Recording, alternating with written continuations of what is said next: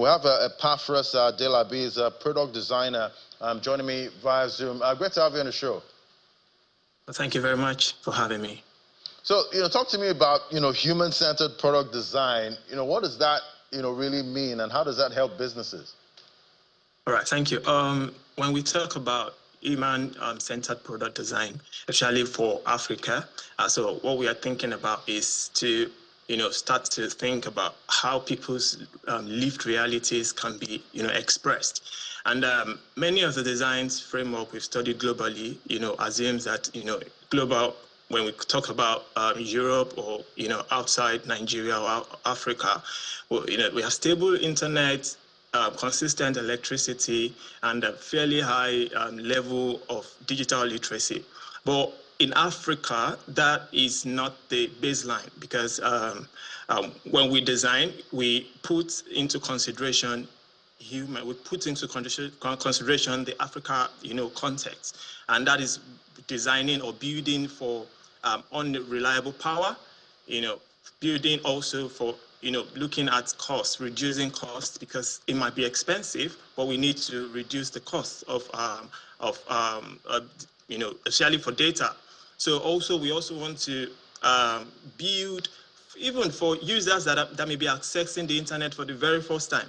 So instead of designing something that is sophisticated, so we might, go into the marketplace, go into that motor park, go into the classrooms and sit with people who actually will be using the product. So whether that's a trader that is managing inventory on a phone, or a young graduate trying to send money home from city, those insights will shape the design. So I would say it means designing for inclusion. So, and that is we're expecting the constraints, we're expecting the culture and the creativity of people who will live with that product every single day. Right, yeah. But can you share like a real example, where design directly solved a problem, for Nigerian or African users of product?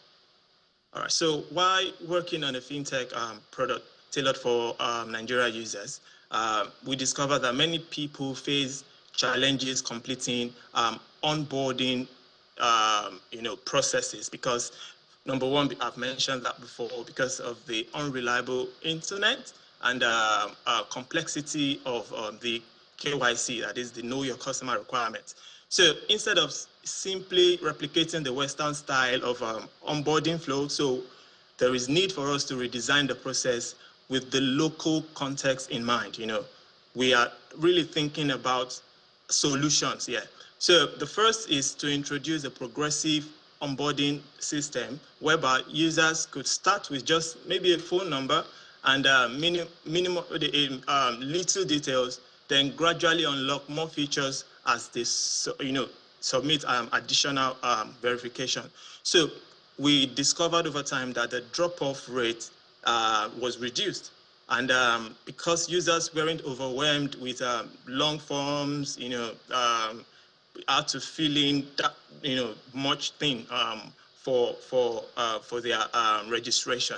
So the second thing is we optimize the app to work seamlessly in low bandwidth environment by reducing heavy graphics. So, so that there will be speed, and that is what we do for impact. So the impact is very clear.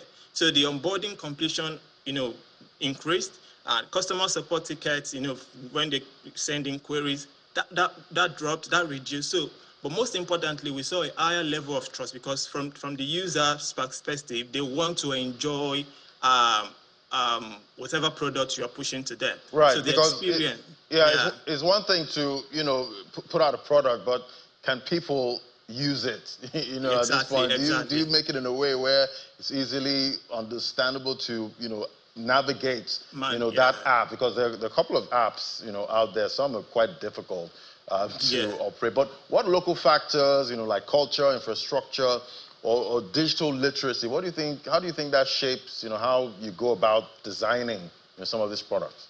So those three factors you've mentioned, I see them to be like the three big factors that could help designers. When we design, we think about the culture. So we don't want to leave the fact that we are trying to be, we are trying to replicate or trying to see what, other designers or other product look like. But the context of the culture should not be removed. So culture is critical because people's trust in products often comes from the community. So a recommendation from a friend or a local agent, those things carry weight more than an online advertisement. So if we are designing a financial product, for instance, you have to embed features that reflect that referral system. Okay. When you say, when you refer a person, you get a percentage. So that trust, that word of mouth will move, will help the product, scale. So that's the culture part. So when we talk about infrastructure, which is the second one, we cannot just assume steady electricity. And I mentioned before, so we have to make sure that whatever design or whatever product we are pushing out has to be lightweighted. So right. It shouldn't be too heavy for people to consume. It shouldn't be too heavy for people to use. So exactly. if people, yeah. So you don't want an app that's over how many gig, to download, and you finish all your data before you finish downloading. The app. But thank you so much. Definitely we'll keep tracking to see how you designers navigate all of these issues to make products user friendly. Thank you so much, Epaphras Adelabi. Thank you. As a product designer joining me from the UK Advisor. Thank you so much. Thank you.